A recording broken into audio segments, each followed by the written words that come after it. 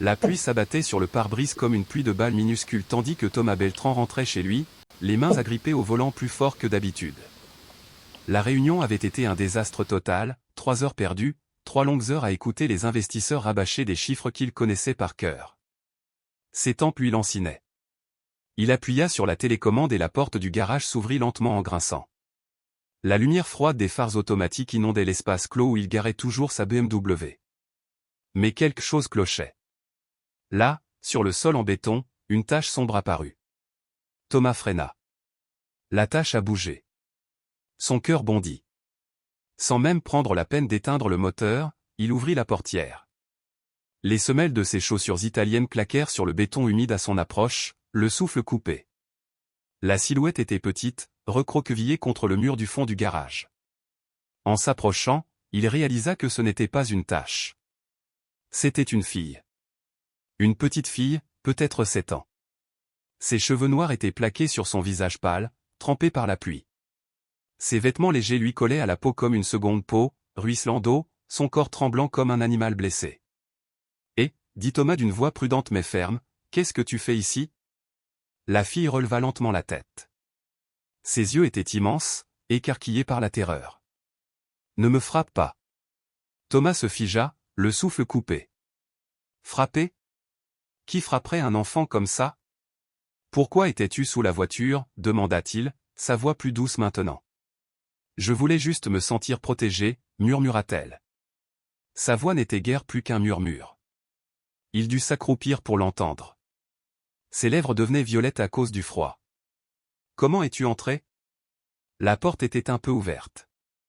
Je n'ai rien cassé, je le jure. Thomas se retourna instinctivement. Effectivement, la porte du garage ne s'était pas complètement fermée. Il se souvint, le capteur était défectueux. Il avait l'intention de le faire réparer depuis des semaines. Où sont tes parents ? Ma mère, elle va revenir. Elle revient toujours. Quand ? Je ne sais pas. Thomas passa une main humide dans ses cheveux déjà trempés. Ce n'était pas ce à quoi il s'attendait ce soir. Rien de tout cela n'était prévu. Quel est ton nom ? Daniela. D'accord, Daniela, tu ne peux pas rester ici. Il fait trop froid. Mais la fille ne fit que se rétrécir davantage en elle-même. Ma mère m'a dit de l'attendre. De ne pas bouger. Dans mon garage ? Je ne savais pas que c'était le tien. Thomas soupira. Dehors, la pluie continuait son assaut incessant. Le tonnerre grondait dans le ciel au loin. Avez-vous faim ? Daniela hocha la tête sans lever les yeux. Quand avez-vous mangé pour la dernière fois ? Ce matin, ou peut-être hier matin, je ne m'en souviens pas. Thomas sentit quelque chose d'inconnu remuer dans sa poitrine, quelque chose qu'il n'avait pas ressenti depuis des années. Culpabilité. Allez, allons à l'intérieur. Tu ne vas pas me livrer à la police ? Non, répondit-il doucement, je ne vais pas te livrer. Daniela se releva lentement. Elle était encore plus petite qu'elle ne le paraissait, à peine plus mince que la peau sur les os. Ses vêtements trop grands pendaient de ses épaules comme des chiffons. Tu as un téléphone ? Le numéro de ta mère ? Je n'ai rien, pas de papier, pas de carte d'identité. Ma mère a tout ça. Thomas ferma brièvement les yeux, le poids du moment pesant sur lui. Dans quoi s'engageait-il exactement ? Bon, d'abord on va te sécher, te préparer à manger. Ensuite, on verra quoi faire. Il ouvrit la porte du garage qui menait à la cuisine. Daniela se tenait sur le seuil, faisant couler de l'eau sur le sol en marbre poli. Ne bouge pas, dit-il, je vais chercher des serviettes. À son retour, elle n'avait pas bougé d'un pouce. Elle se tenait là, figée, telle une statue sculptée dans le chagrin et la peur. Pourquoi n'es-tu pas entré ? Demanda-t-il. Ta maison est très jolie, murmura-t-elle. Je ne veux pas la salir. Thomas l'enveloppa dans une serviette épaisse et la prit doucement dans ses bras. Elle était légère, trop légère, comme si elle n'avait pas mangé correctement depuis des jours. Aimes-tu la soupe au poulet ? Oui, avec des nouilles. Tandis qu'il faisait chauffer une boîte de soupe sur le feu, Daniela se blottit dans un immense fauteuil du salon. Elle semblait engloutie par le fauteuil, la serviette l'enveloppant complètement. Tu vis seule ? Demanda-t-elle. Oui. Pourquoi ? Parce que j'aime ça comme ça. Tu n'as pas peur ? Thomas marqua une pause. Effrayé? Il ne s'était jamais considéré comme quelqu'un qui avait peur. Non. Pourquoi aurais-je peur? J'ai peur d'être seul, dit-elle. C'est pour ça que je me suis caché sous la voiture. La soupe commença à bouillonner. Il la versa dans un bol et la lui apporta. Il fait chaud, soyez prudent. Daniela prit le bol dans ses deux mains, soufflant doucement sur chaque cuillerée avant de la goûter. Elle mangea lentement, savourant le plat comme un mets délicat. C'est bien. Merci beaucoup. Est-ce que ta mère cuisine? Parfois. Quand elle n'est pas occupée. Que fait-elle? Je ne sais pas. Elle est toujours occupée. Thomas était assis en face d'elle et l'observait. Cet enfant était un mystère enveloppé de silence et de secrets. Comment saviez-vous que cette maison était sûre? C'était joli, et il y avait des lumières. As-tu déjà fait ça avant? Te cacher chez des inconnus? Non, enfin, si, mais pas dans les maisons. À l'école. Dans les parcs. Pourquoi te caches-tu? Daniela baissa sa cuillère. Parfois, ma mère met beaucoup de temps à revenir. Où habites-tu? Dans des endroits différents. Thomas sentit un nœud se nouer dans sa gorge. Cette fille en avait trop vu. Elle avait vécu ce qu'aucun enfant ne devrait jamais vivre. Est-ce que ta mère sait où tu es? Je lui ai dit que j'allais trouver un endroit sûr. Elle a ton numéro? Elle me trouve toujours. Il y avait une foi inébranlable dans sa voix, une confiance qui le transperçait de part en part. Daniela, quel âge as-tu? 7, enfin, presque 8. Est-ce que tu vas à l'école? Parfois. Thomas se leva et se dirigea vers la fenêtre. La tempête s'intensifiait de minute en minute. Il ne pouvait pas remettre un enfant dans la rue par ce temps. Est-ce que ta mère vient ce soir? Je ne sais pas. Parfois, il faut. Combien de temps dure, parfois? Jours. Thomas serra les poings. Quel genre de mère laissait son enfant seul pendant des jours? D'accord, dit-il, tu peux rester ce soir. Demain, on verra comment contacter ta mère. Daniela sourit, une petite chose fragile, mais sa première. Sérieusement? Sérieusement. Mais tu dois me promettre quelque chose. Quoi? Que tu ne vas pas t'enfuir au milieu de la nuit. Je te le promets. Thomas l'observa. Il y avait quelque chose dans ses yeux, quelque chose de vaguement familier. Quelque chose qu'il ne parvenait pas à identifier. Comment as-tu dit que tu t'appelais déjà? Daniela. Daniela quoi? Gonzalez. Gonzalez. Un nom courant. Trop courant. Et ta mère? Martha Gonzalez. Le bol glissa des mains de Thomas et se brisa sur le sol. Il resta immobile, fixant la céramique brisée éparpillée sur les carreaux. Martha Gonzalez. Ce nom, il ne l'avait pas entendu depuis 8 ans. Il était resté enfoui au fond de sa mémoire comme une plaie refermée. Ça va? Demanda Daniela d'une voix nerveuse. Oui, oui, ça a juste glissé. Thomas se pencha pour ramasser les morceaux, ses mains tremblantes. Martha Gonzalez ne pouvait pas être que Gonzalez. C'était forcément une coïncidence. Ce nom était partout au Mexique. Ta mère est grande? Elle a les cheveux bruns. Oui. Tu la connais? Son cœur battait fort dans sa poitrine. Non. C'était impossible. La Martha qu'il avait connue à l'université, elle n'aurait jamais abandonné un enfant. Quel âge a ta mère? Je ne sais pas. Les adultes ne me le disent pas. Est-ce qu'elle a étudié à l'université? Je crois que oui. Parfois, elle parle de l'époque où elle était étudiante. Thomas se leva lentement. Il avait besoin d'être sûr. Daniela, ta mère a une petite cicatrice sur le front?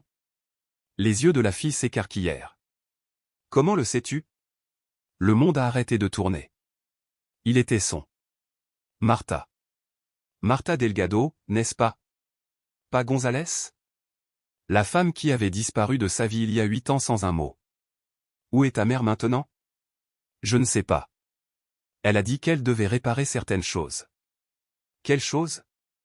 Travailler les choses. Thomas quitta la pièce et revint avec son ordinateur portable. Il ouvrit Facebook et tapa le nom, Martha Gonzalez. Des dizaines de profils apparurent, Tous de la ville. Viens ici. Peux-tu me montrer laquelle est ta mère? Daniela s'approcha et commença à faire défiler les photos. À la 3e page, elle s'arrêta. C'est ma mère. Thomas eut l'impression de recevoir un coup de poing dans le ventre. Elle était là, Martha. 8 ans de plus, certes, mais c'était sans aucun doute elle. Sa Martha. Le profil était presque vide, avec seulement quelques photos et très peu d'informations personnelles. Mais dans la section « Contact », il y avait un numéro de téléphone. « Daniela » murmura-t-il, « je vais appeler ta mère. »« Sérieusement ? Tu peux la retrouver. » »« Je pense que oui. » Ses doigts tremblaient lorsqu'il commença à composer le numéro. Cela sonna 1 fois, 2 fois, 3 fois, puis, la voix de Martha, exactement comme il s'en souvenait. « Martha » murmura-t-il dans le silence qui persistait de l'autre côté. « Qui parle ? » ?»« C'est Thomas, Thomas Beltran. » Un halètement étouffé s'échappa. « Thomas, comment as-tu eu mon numéro ? Est-ce que ta fille est avec toi ? » ?»« Quoi ? Daniela ? Où est-elle ? » ?»« Elle est chez moi. Tu peux venir la chercher ? » ?»« Oui, oui, j'y vais tout de suite, donne-moi juste l'adresse. » Thomas lui donna l'adresse et raccrocha. Il fixait le téléphone dans sa main, incapable de saisir l'ampleur de ce qui venait de se passer. « Est-ce qu'elle vient ? » demanda doucement Daniela. « Oui, elle vient. »« Comment l'as-tu retrouvée si vite ? » ?»« Je pensais que ça prendrait des jours. »« Parfois, dit-il, la chance aide. » Mais au fond, il savait que ce n'était pas de la chance. C'était le destin qui lui jouait un tour cruel. 40 minutes plus tard, la sonnette retentit. Thomas ouvrit, et elle se tenait là. Martha. Elle paraissait plus âgée, plus mince, le visage tiré par la fatigue et les nuits blanches. De profondes ombres s'accrochaient à ses yeux, mais la beauté tranquille qui l'avait autrefois captivé était toujours là, intacte. La femme dont il était tombé amoureux à l'université. « Où est ma fille ? » ?»« Elle est à l'intérieur. »« Elle va bien. » Martha le dépassa en courant et entra dans le salon. Daniela sauta du canapé et se jeta dans les bras de sa mère. « Mon amour, ça va ? As-tu été blessé ? » ?»« Non, maman. Le Seigneur a bien pris soin de moi. Il m'a même donné de la soupe. » Martha serra sa fille dans ses bras comme si elle était revenue d'entre les morts, comme si des années et non des heures s'étaient écoulées depuis leur dernier contact. Quand elle leva les yeux vers Thomas, ses yeux se remplirent de larmes. « Merci, » murmura-t-elle. Thomas ne pouvait pas parler. 1000 questions se bousculaient dans son esprit, mais aucune ne semblait pertinente à cet instant. « Comment va ton front ? » demanda Daniela en tendant la main pour toucher la petite cicatrice au-dessus du front de Martha. « Tout va bien, mon amour. Je n'ai plus mal. » Thomas se souvenait comment Martha s'était blessée lors d'une fête universitaire, se cognant la tête contre une porte. Il l'avait emmenée d'urgence à l'hôpital, lui tenant la main tout le temps. « Nous pouvons parler » dit-il doucement. « Bien sûr » répondit-elle. Ils se dirigèrent vers la cuisine tandis que Daniela se rasseyait, les yeux rivés sur la télévision. « Quand vas-tu m'expliquer ce qui s'est passé » demanda Thomas. « Que veux-tu que je t'explique ? Tu as disparu. Un jour tu étais là, et le lendemain, tu étais parti. Aucun appel. Aucun message. Rien. » Martha se serra fort dans ses bras, comme si elle essayait de contenir quelque chose de fragile en elle. C'était compliqué. Compliqué ? On était ensemble depuis 6 mois. Je croyais que c'était sérieux. Nous l'étions, dit-elle doucement. Alors pourquoi es-tu parti ? Elle jeta un coup d'œil vers la pièce où Daniela était assise. J'avais mes raisons. Quelles raisons ? Je ne peux pas l'expliquer maintenant, c'est compliqué. Tu n'arrêtes pas de dire que c'est le compliqué. Pourquoi ? Elle se mordit la lèvre, exactement comme elle le faisait quand elle était nerveuse à l'université. Puis-je vous demander une faveur ? Ça dépend. On peut rester ici ce soir ? Je n'ai nulle part où emmener Daniela. Thomas la regarda, stupéfait. Tu n'as pas de maison ? C'est temporaire. J'avais quelques problèmes avec l'endroit où nous vivions. Quel genre de problème ? S'il te plaît, Thomas, juste pour ce soir. Demain, je partirai et tu ne me reverras plus. Il y avait quelque chose dans sa voix, une note de désespoir qu'il n'avait jamais entendue auparavant. D'accord, dit-il. Une nuit. Merci. Mais demain, ajouta-t-il, tu m'expliqueras tout, Martha. Elle hocha la tête sans croiser son regard. Maman, appela Daniela depuis le salon. On part maintenant? Non, mon amour, nous allons rester ici ce soir. Sérieusement? Thomas resta silencieux, observant Martha. Il y avait quelque chose de différent chez elle, quelque chose de troublé. Tu as des ennuis? Demanda-t-il. Je gère la situation. Quelle situation? Je t'expliquerai ça demain. Promis. Mais Thomas n'était pas sûr de la croire. Il avait le pressentiment que, quelle que soit l'explication qu'elle donnerait demain, elle n'aurait aucun sens. Le lendemain matin, Thomas se réveilla au son de rire provenant de la cuisine. L'espace d'un instant, il crut rêver. Cela faisait des années que le rire n'avait pas rempli cette maison. Il enfila une robe et descendit les escaliers. Martha était au fourneau, préparant des œufs brouillés. Daniela était assise au comptoir, les jambes balançant joyeusement. « Bonjour, dit Thomas. »« Bonjour, cria Daniela. Votre cuisine est vraiment géniale. Toute ma chambre pourrait y tenir. » Martha lui lança un regard prudent. « Bonjour, Thomas. J'espère que ça ne te dérange pas qu'on utilise ta cuisine. »« C'est bon, dit-il en se versant du café et en s'asseyant en face de Daniela. Elle portait un t-shirt surdimensionné et un jean déchiré aux genoux. « Avez-vous bien dormi? » « Oui. Le lit est super confortable et la chambre a sa propre salle de bain. »« Toutes les chambres le font, sourit Thomas. »« Combien de chambres avez-vous? » ?»« 6. »« Pourquoi as-tu besoin d'autant de pièces si tu vis seul? » Thomas rigola. « Bonne question. » Daniela fronça les sourcils, un pli pensif se formant entre ses sourcils, tout comme les siens lorsqu'il était plongé dans ses pensées. La ressemblance le frappa si fort qu'il resta un instant trop longtemps fixé. « Quoi? » demanda-t-elle. « J'ai quelque chose sur le visage? » « Non, ce n'est rien. » Pendant le petit déjeuner, il observait Daniela en silence, la façon dont elle tenait sa fourchette comme un crayon, l'inclinaison de sa tête lorsqu'elle pensait à une question, tous les petits gestes qui lui semblaient étrangement familiers. « As-tu des photos de ton enfance? » demanda-t-elle soudain. « Pourquoi demandez-vous? » Curiosité. « Je parie que tu étais sérieux. » Pas vraiment. Je peux le dire.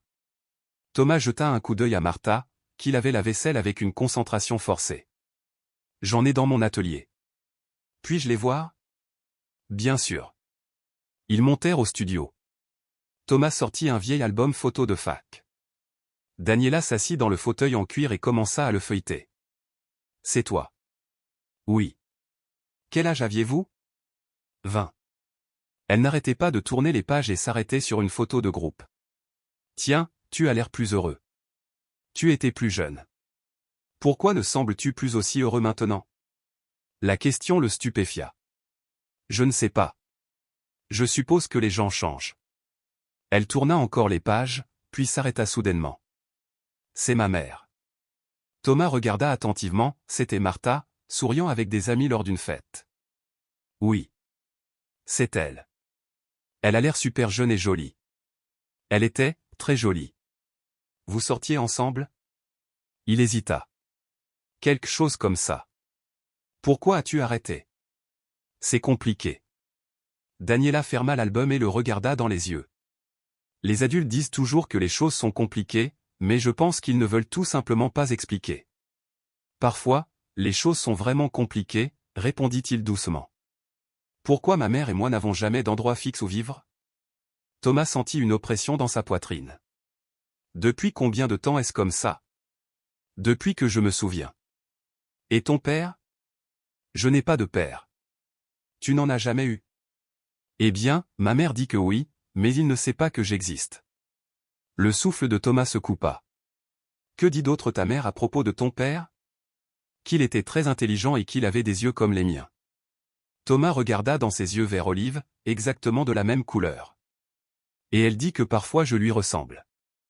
Daniela fronça les sourcils pour lui montrer une expression identique à la sienne.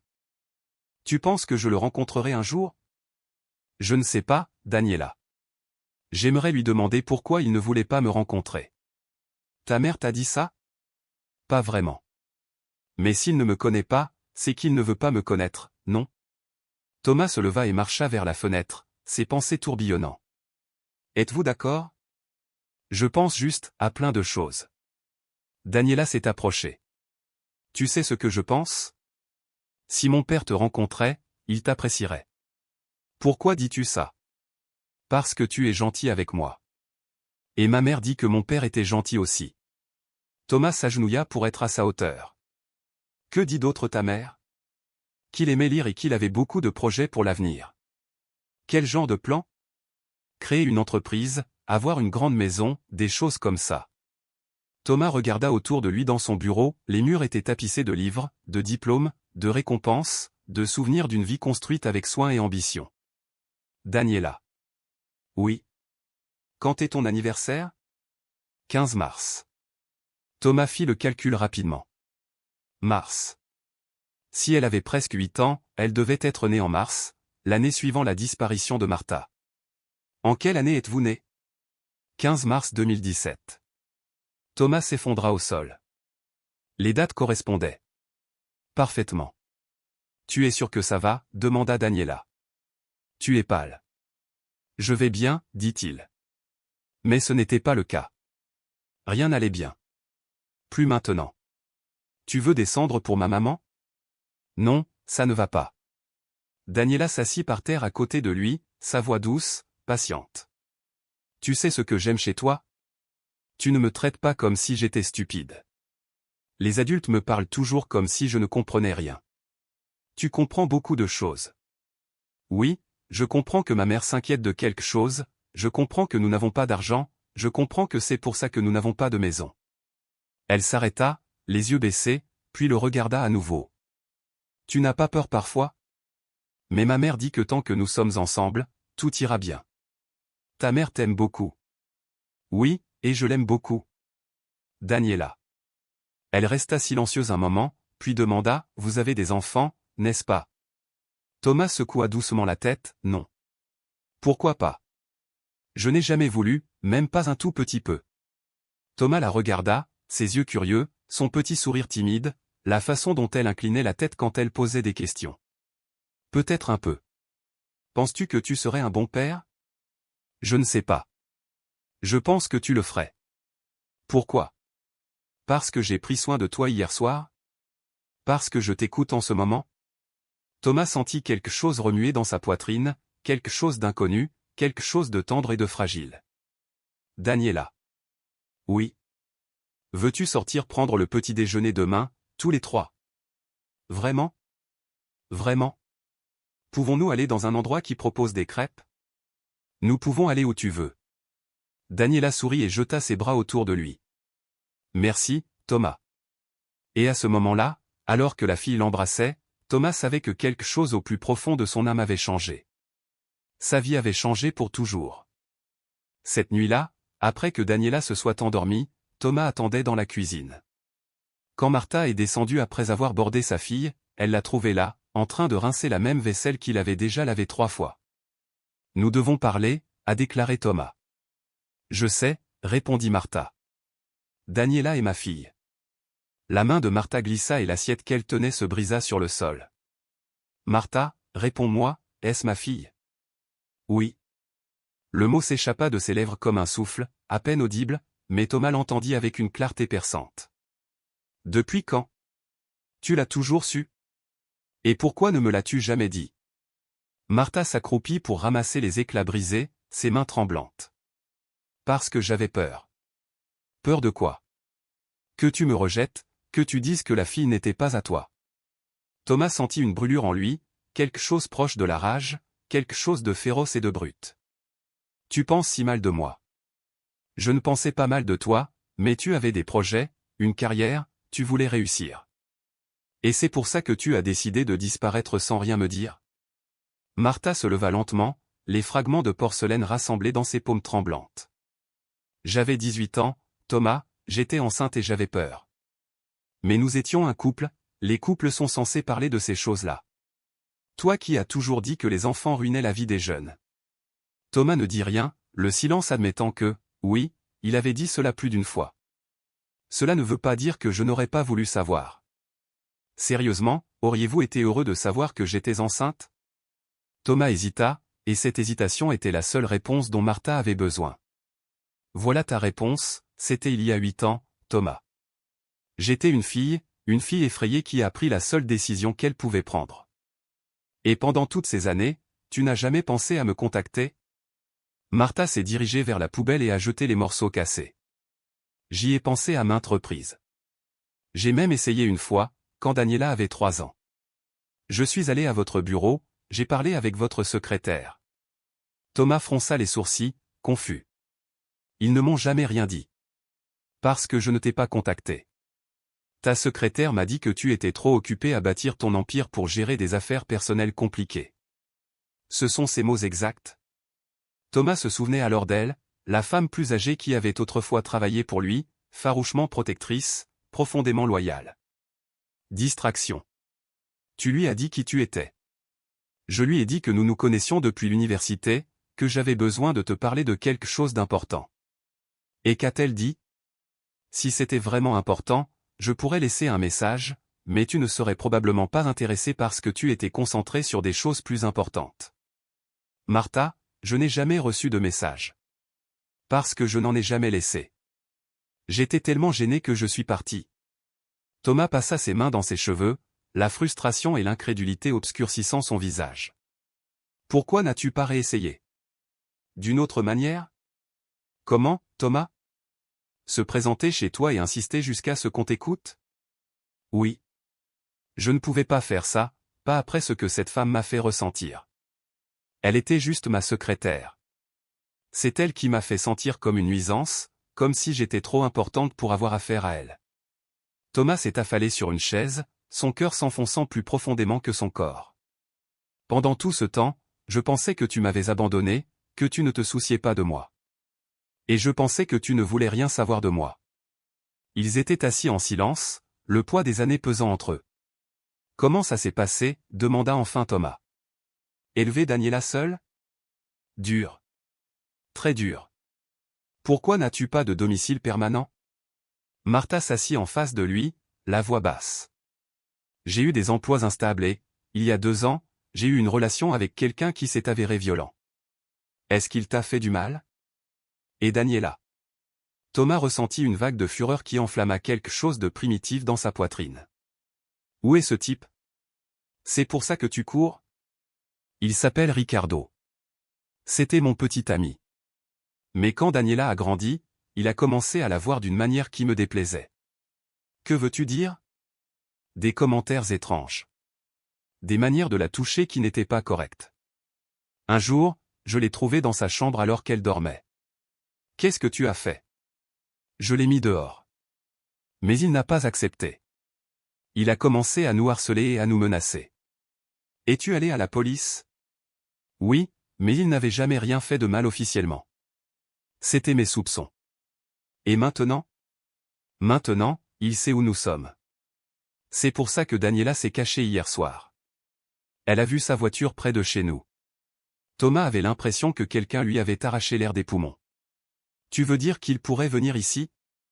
Je ne pense pas qu'il sache exactement où nous sommes, mais c'est possible. Pourquoi ne me l'as-tu pas dit avant?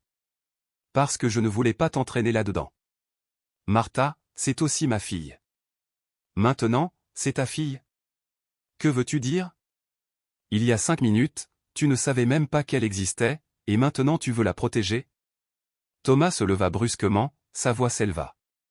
À quoi t'attendais-tu? À ce que je réagisse parfaitement à l'annonce de ma fille de 8 ans? Je ne sais pas à quoi je m'attendais. Tu veux que je sois honnête? Oui.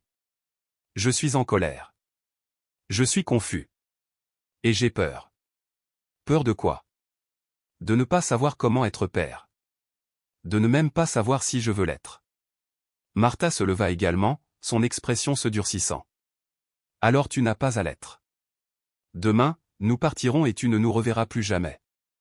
Comme ça? Comme ça. Et Daniela? Daniela ira bien. Elle s'en est bien sortie sans toi jusqu'à présent. Sérieusement? Fuir un type dangereux, c'est bien? Je vais m'en occuper. Comment? Ce n'est pas ton problème. C'est mon problème, Martha. C'est ma fille. Oh, maintenant c'est ta fille? Oui. Et est-ce mal que j'ai besoin de temps pour digérer ça? Martha n'a pas répondu. Écoute, Martha, je ne suis pas venu ici pour demander quoi que ce soit. J'avais juste besoin d'un endroit sûr pour une nuit. Et demain? Demain, je m'occuperai d'un homme dangereux qui te poursuit. Oui. Non. Que veux-tu dire par non? Je ne te laisserai pas partir comme ça. Tu n'as pas le choix. Oui, c'est ma fille aussi. Martha le regarda fixement, essayant de lire la vérité dans ses yeux. Qu'est-ce que tu dis? Je dis que je ne te lâcherai pas tant que je ne saurai pas que tu es en sécurité. Par pitié? Pas par pitié. Par responsabilité. Responsabilité? Oui, pour ma fille. Pour la première fois dans leur conversation, Martha sourit faiblement. Ta fille. Ma fille. 3 jours plus tard, la vie s'était installée dans un rythme étrange et inconnu, mais qui semblait réconfortant et normal. Thomas emmenait Daniela à l'école le matin, Martha cuisinait et tenait la maison, et le soir, tous les trois s'asseyaient pour dîner comme s'ils avaient toujours été ensemble. Thomas commençait à s'habituer au son qui remplissait désormais sa maison, le rire de Daniela, la musique que Martha jouait pendant qu'elle cuisinait, le bourdonnement chaleureux des conversations autour des repas partagés. Pour la première fois depuis des années, la maison ne résonnait plus de vide. C'était comme à la maison. Mais cette paix fragile a été brisée un mardi soir. Thomas était dans son bureau, en train d'examiner une pile de contrats, lorsque le cri soudain de Martha résonna dans le salon. « Non, non !» cria-t-elle, sa voix tremblant de panique.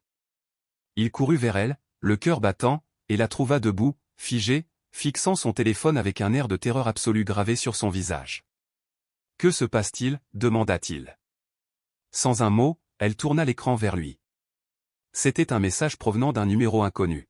« Je sais où ils sont, tu ferais mieux de revenir sinon les choses vont mal tourner. »« C'est lui » murmura Martha. « Oui, c'est vrai » dit Thomas, la voix basse et tendue. « Ricardo ? Comment a-t-il eu ton nouveau numéro ? » « Je ne sais pas, je l'ai changé il y a un mois » répondit-elle en tremblant. Thomas lui arracha le téléphone des mains et parcourut le fil de discussion. Plus de 20 messages, chacun plus menaçant que le précédent. « Daniela me manque » a déclaré l'un d'eux. « Cette fille a besoin de moi. Toi, tu n'en as pas besoin. Tu ne peux pas t'occuper d'elle tout seul. Je vais les retrouver. »« Depuis combien de temps les reçois-tu » demanda Thomas, horrifié. « Depuis hier. »« Et tu ne me l'as pas dit ? » ?»« Je ne voulais pas t'inquiéter. » Il a continué à lire. Les menaces n'étaient plus vagues. « Je sais qu'ils vivent dans une grande maison. Il y a un homme avec toi. As-tu trouvé un autre petit ami ? J'espère qu'il traitera mieux ma copine. Martha, ce type est fou. Je sais, dit-elle, la voix tremblante. Où est Daniela ? À l'étage, je prends une douche. Soudain, la sonnette retentit. Ils se figèrent, le cœur battant. Tu attends quelqu'un, chuchota Martha. Il sonna à nouveau, cette fois plus insistant. Thomas se dirigea prudemment vers la fenêtre du salon et jeta un coup d'œil dehors. Une vieille voiture cabossée était garée devant leur maison. Mais de cet angle, il ne pouvait pas voir qui était à la porte. « Reste ici » dit-il à Martha. « Non, ne l'ouvre pas » supplia-t-elle. « Je dois voir qui c'est. » Il se dirigea lentement vers la porte sans l'ouvrir. « Qui est-ce » cria-t-il. « Je suis là pour Martha et Daniela » dit une voix rauque et agressive. « Non, Martha vit ici » répondit Thomas. « Ne me mens pas. Je sais qu'ils sont là. »« Tu es à la mauvaise maison » dit fermement Thomas. « Martha, sors de là » grogna la voix. « Tu sais que je vais te trouver. » Puis, le bruit des pas résonna à l'étage. Daniela était sortie de la salle de bain. « Maman » cria-t-elle d'en haut. « C'est Ricardo » De l'extérieur, Ricardo a crié. « La fille m'a reconnu. Ouvre la porte. » Thomas s'est tourné vers Martha. « Monte avec Daniela. Emmène-la dans l'arrière-salle et verrouille-la. »« Qu'est-ce que tu vas faire ? » ?»« Appeler la police, » dit-il en sortant son téléphone et en composant le 911. « 911, quelle est votre urgence ? » ?»« Un homme menace ma famille. Il est devant chez moi. » Je ne sais pas s'il est armé, mais il essaie d'entrer. Nous envoyons une patrouille. N'ouvrez pas la porte. Juste à ce moment-là, les coups se sont intensifiés. Ouvre cette porte ou je la défonce, cria Ricardo. Les agents sont en route, a déclaré l'opérateur. Peux-tu rester en ligne? Oui, répondit Thomas. Puis il entendit des bruits à l'arrière de la maison. Ricardo essayait une autre voie. Il se dirige vers la porte arrière, dit Thomas au téléphone. Les officiers sont à 2 minutes. Thomas a couru vers la cuisine. La porte arrière avait un grand panneau de verre. À travers elle, il pouvait voir la silhouette de Ricardo essayant de forcer le loquet. « Je te vois là-dedans » cria Ricardo. « Laisse-moi parler à ma famille. »« Ils ne sont pas ta famille » cria Thomas en retour. « Daniela est comme ma fille » s'écria Ricardo. « Ce n'est pas ta fille » dit fermement Thomas. Puis Ricardo a commencé à briser le verre avec quelque chose de dur. « J'arrive quand même » cria-t-il. Le verre s'est brisé. Thomas se précipita vers les escaliers. Mais Ricardo était déjà en train de grimper, se coupant les mains alors qu'il se frayait un chemin à l'intérieur. « Où sont-ils » hurla-t-il. « Où sont ma femme et ma petite fille ?» Thomas se tenait fermement au pied des escaliers. « Ce ne sont pas ta femme et elle n'est pas ta fille, et tu ne monteras pas à l'étage. » Ricardo dominait Thomas, mais il était ivre. Thomas pouvait sentir l'alcool sur lui. « Qui es-tu, hein? Le nouveau? Le petit ami de Martha? Je suis le père de Daniela. » Ricardo a ri. « Papa? Depuis quand? Depuis toujours? Daniela n'a jamais eu de père. Elle n'a eu que moi. » Eh bien, c'est fini, répondit Thomas, impassible. Ricardo s'avança vers les escaliers. « Dégage de mon chemin. »« Je ne bouge pas, » dit calmement Thomas. Ricardo a essayé de le dépasser, mais Thomas s'est accroché à la balustrade et n'a pas bougé. Alors Martha cria d'en haut. « Ricardo, descends ici, il faut qu'on parle. »« Maman, ne descends pas, » cria Daniela. « Tu me manques, Daniela, mon amour, » cria Ricardo. « Venez dire bonjour à Ricardo. »« Je ne veux pas te voir, » sanglota TL. « N'écoute pas ta mère, » dit-il. Elle te remplit la tête de mensonges. À ce moment-là, les sirènes hurlèrent à l'extérieur. La police était arrivée. « Tu ferais mieux d'y aller, » prévint Thomas. « Je ne pars pas sans toi, » grogna Ricardo. « Tu le feras, » dit Thomas alors que des coups violents résonnaient à la porte d'entrée. La porte principale s'est ouverte brusquement. « Il est là » cria Thomas. 3 policiers ont fait irruption par la porte arrière cassée, arme au poing. « Allonge-toi au sol. »« Maintenant. » Ricardo a levé les mains. « Je n'ai rien fait de mal, je suis juste venu pour ma famille. » À terre. Il tomba à genoux. Ils l'ont menotté immédiatement. « Tout le monde va bien » a demandé un officier. « Oui, ma femme et ma fille sont à l'étage » dit instinctivement Thomas. Il s'est surpris lui-même avec le mot « femme », mais ne l'a pas corrigé. « Ils ont besoin de soins médicaux. »« Nous ne sommes pas bien » ajouta doucement Thomas. Alors que la police emmenait Ricardo dehors, il a crié. « Ça ne s'arrête pas là, Martha. Je reviens.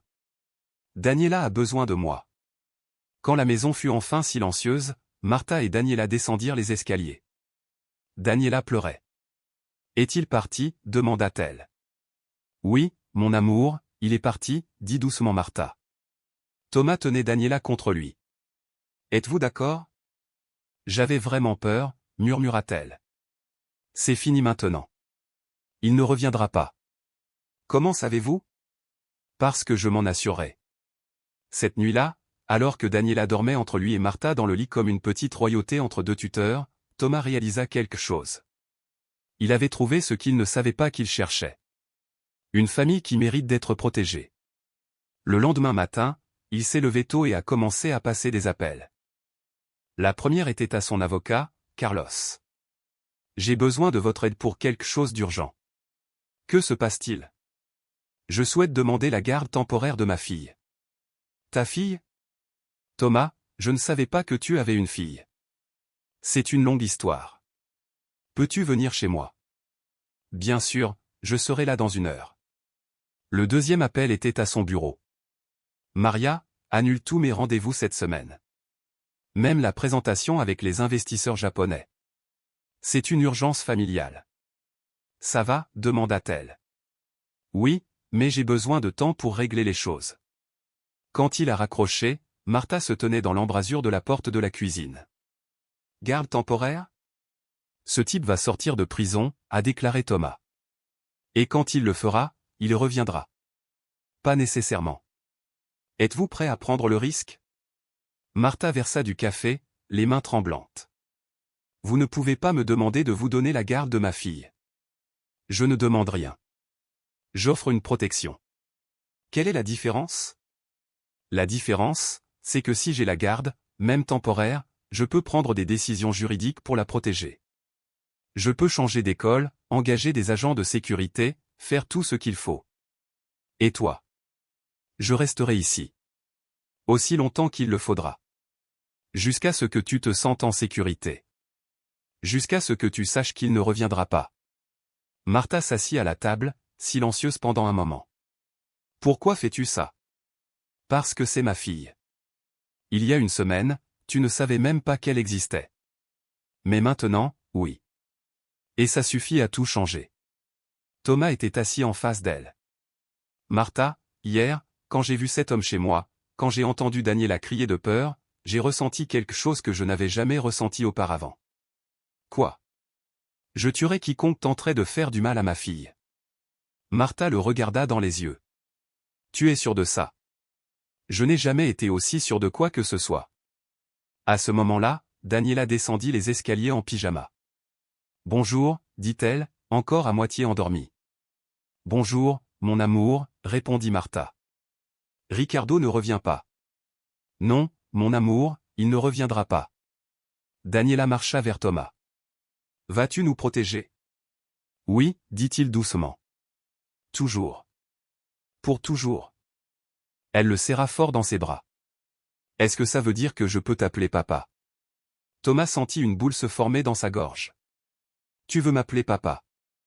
Oui, mais seulement si tu le souhaites. Je veux ça. Oui, dit-il. Je peux aller à l'école aujourd'hui? Hier, j'ai raté le cours et aujourd'hui, il y a un contrôle de maths. Thomas rigola. Bien sûr que tu peux aller à l'école. 2 heures plus tard, Carlos était dans le salon, expliquant le processus. La procédure légale est relativement simple, si Martha est d'accord, a-t-il déclaré. Nous pouvons demander une garde temporaire pour des raisons de sécurité. Combien de temps cela prendrait-il? Avec les bons documents, peut-être une semaine. De quels documents avons-nous besoin? Preuve de paternité, principalement un test ADN. Mais si Martha certifie que vous êtes le père, nous pourrons accélérer le processus. Martha hocha la tête.